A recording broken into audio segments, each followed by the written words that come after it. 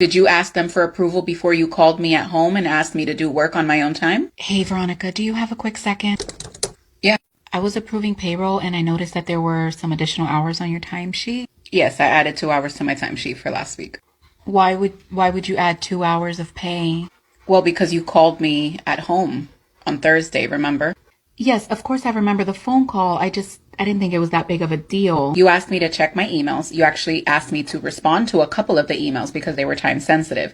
So anything after 5 p.m. is now considered freelance time, and I have a minimum of 2 hour pay that I require on my own time. And I saw that you put it as overtime? Yes, of course I put it as overtime. It was over the 40 hours that I had already provided you for the week. I just don't know if upper management's gonna approve this. I don't know if they're gonna approve the 2 hours. What do you mean you don't know if they'll approve it? Did you ask them for approval before you called me at home and asked me to do work on my own time? I don't know how you're going to figure this out, but I worked. And again, anything after 5 o'clock is my time. And as a freelance contractor on my own time, I require a minimum of 2 hour pay. So I don't know how you're going to pay it, but I worked those 2 hours.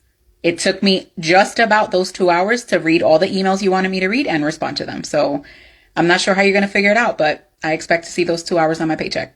Your generation is something else. If by something else you mean we don't let corporations take advantage of us and guilt us into giving them every possible moment of our lives for barely any pay, sure, I'll be something else. The only something else I'm worried about is those 2 something extra hours that I'm going to be getting paid. You understand?